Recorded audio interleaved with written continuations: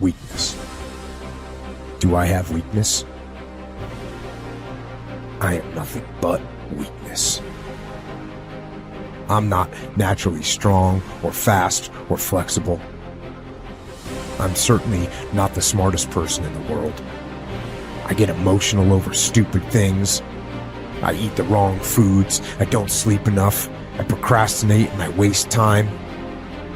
I care too much about meaningless things and not enough about important things. My ego is too big. My mind is too small, often trapped inside itself.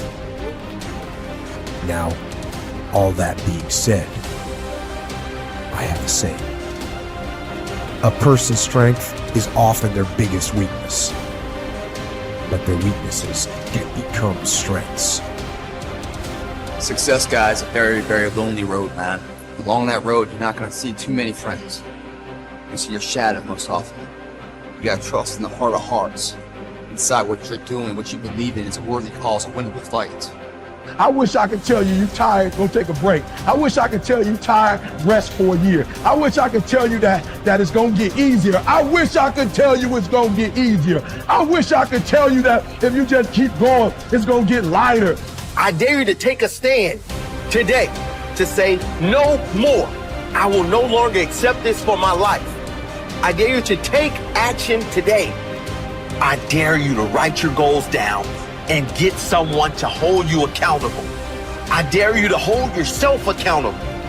I dare you to give up everything that is keeping you from your dream, to say no to all the negative influences. I dare you to pick up a book instead of a drink. I dare you to work harder than you think you did yesterday. I dare you to prove them wrong. I dare you to prove yourself right.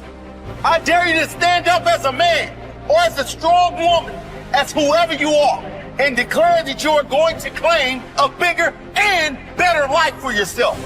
When you get to the point where enough is enough, when you get to the point where it hurt real bad, when you get to the point when it's over, when they're tired, when they're frustrated, when they're ready to give up, when they spent their last dime, that's when they get started.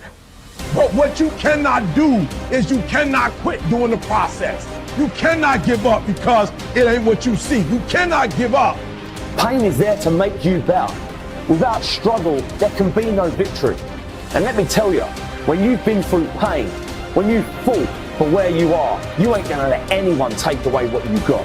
When you've earned it and paid your dues and suffered and failed, been hurt and been down, and you get back up, when pain and struggle comes to face you again, you look it in the face and stand it down. Because you've been through too much. You're too strong now.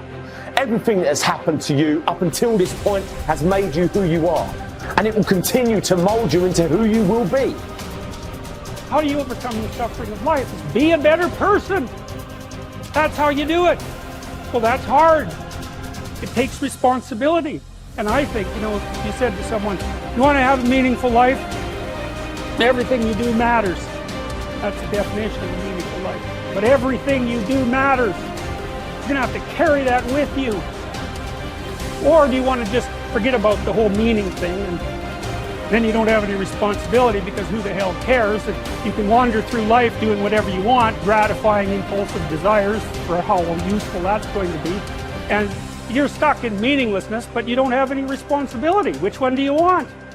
Well, ask yourself, which one are you pursuing? And you'll find very rapidly that it isn't the majority of your soul that's pursuing the whole meaning thing, because, well, look what you have to do that. You have to take on the fact that life is suffering. You have to put yourself together in the face of that. It starts with yourself, man. You gotta start diving into those things that you're afraid of. You don't gain confidence by going to the spot that makes you feel good. It's gonna be a false reality. And the second life gives you that challenge, all you want to do is go back to what made you confidence, or what gave you confidence, is that happy spot. Now, what gives you confidence, what gave me confidence, was spending years at a kitchen table trying to learn how to read and write on my own. Realizing I can't learn the way you learn. I can't, but I can learn. What gives you confidence, not being afraid, is overcoming the fear. I used to stutter severely bad. So right now, I don't know how many people are gonna watch this. You know what gives me confidence? Is knowing I no longer care if I sit and start stuttering anymore. That's what gives me confidence, is facing these things, overcoming them. And maybe not overcome them every day, but facing them. And facing and facing. Pretty soon like this, oh man, this is where it's at. It's not in that comfort zone. It's in the discomfort zone is where my confidence is getting built. That's where it's getting built. But people want they want an easier answer. There has to be an easier way. It's not. I'm sorry. I searched for it my entire life. I did. I lied. I did everything. And I still felt empty. I walk around with a backpack with all my stuff and no car. And I walk around happiest person in the world. Have nothing. Happy as hell. It's because I found out the whole key to life. It's not in all that.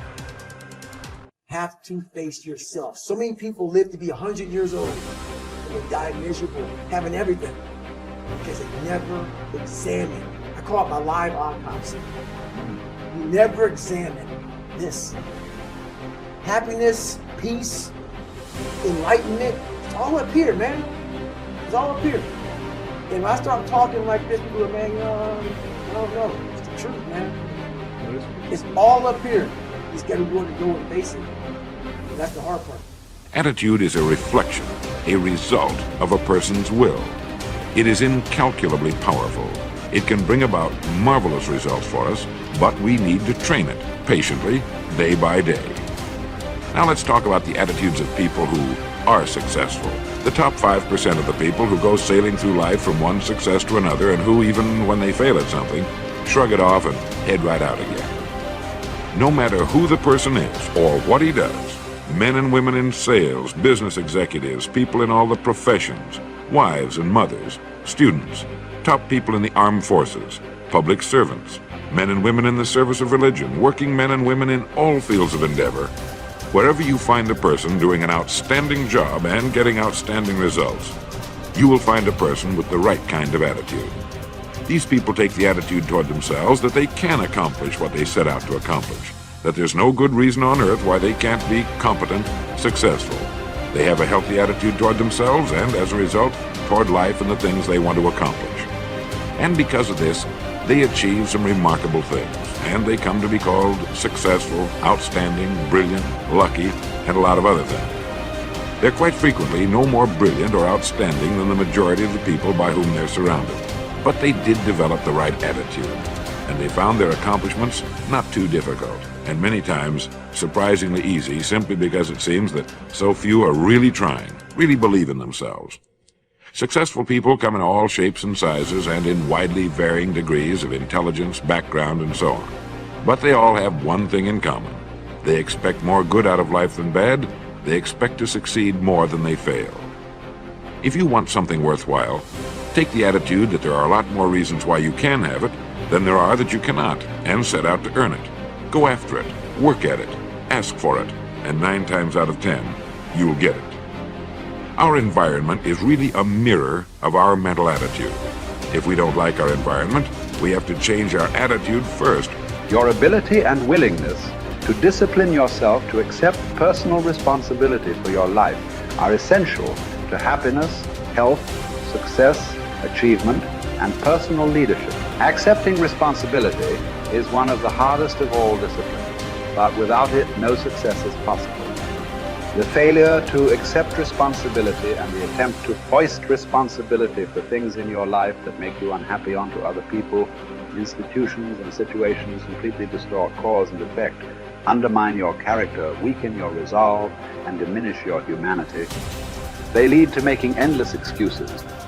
There is a direct relationship between the acceptance of responsibility and the amount of personal control you feel you have over your life. This means that the more you accept responsibility, the greater sense of control you experience. There is also a direct relationship between the amount of control you feel you have and how positive you feel. The more you feel that you have a high sense of control in the important areas of your life, the more positive and happy you are in everything you do. When you accept responsibility, you feel strong, powerful, and purposeful. Accepting responsibility eliminates the negative emotions that rob you of happiness and contentment.